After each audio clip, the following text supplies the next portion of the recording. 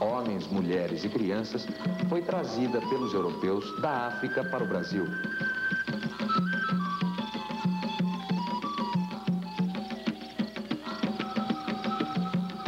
Quando os primeiros europeus chegaram na África no século XV, encontraram inúmeros povos que pertenciam a diferentes grupos étnicos e que possuíam culturas muito diferentes entre si.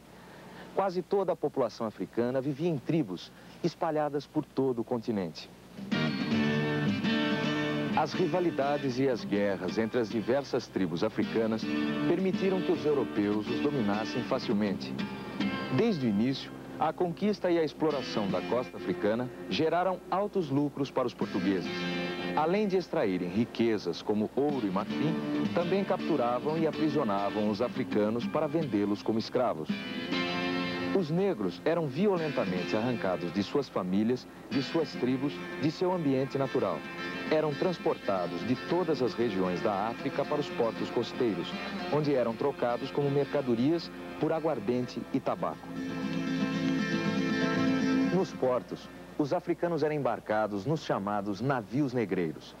Durante os vários dias de viagem, homens e mulheres ficavam amontoados em porões superlotados e imundos.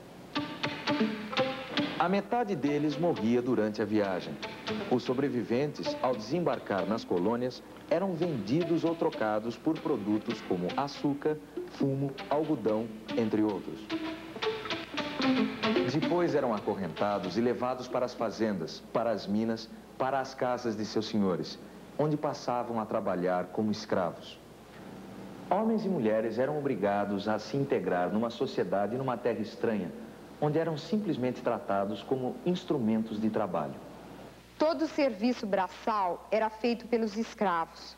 Trabalhavam sem parar, fazendo tudo que seu senhor ordenasse de manhã até à noite. E ainda eram obrigados a produzir seu próprio alimento e suas roupas. À noite, eram amontoados em dormitórios coletivos e, para que não se rebelassem contra a vida subhumana, eram violentamente castigados. O Brasil nunca teve um código que regulamentasse os castigos impostos aos escravos, como acontecia no resto da América. A legislação existente servia apenas para coibir os excessos praticados por alguns senhores de engenho. Esses excessos poderiam começar no pelourinho, com chicotadas, passando a mutilações de partes como as mãos, a língua, as orelhas, chegando até uma execução final, na forca, ou então, em alguns casos registrados, de escravos queimados vivos. Tudo isso como forma de coibir novas tentativas de rebelião, novos desacatos. Tudo isso para servir de exemplos aos outros escravos. Os negros africanos desenvolveram inúmeras formas de rebeldia contra a escravidão. Além das fugas, eram frequentes os suicídios individuais ou coletivos. Muitos escravos se deixavam cair num estado de profunda depressão e apatia que os levava à morte.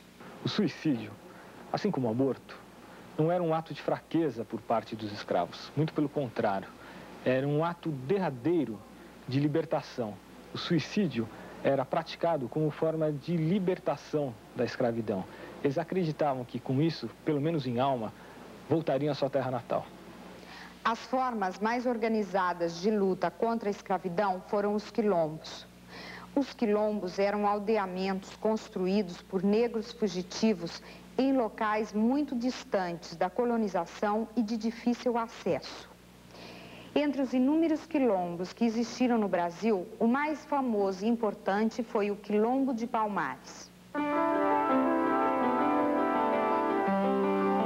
Este quilombo estabeleceu-se na região de Palmares, entre os atuais estados de Alagoas e Pernambuco, e sobreviveu por mais de meio século.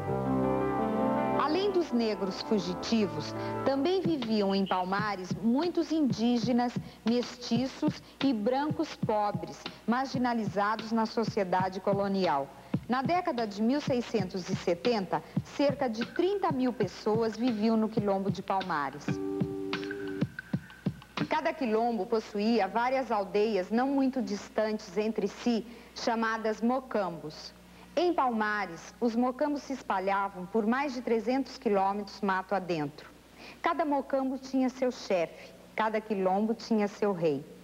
Palmares teve 2 reis, Gangazumba e seu sobrinho Zumbi.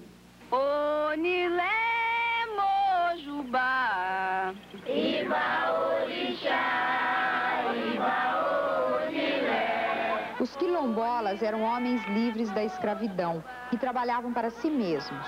Moravam em casas simples, cultivavam diferentes produtos agrícolas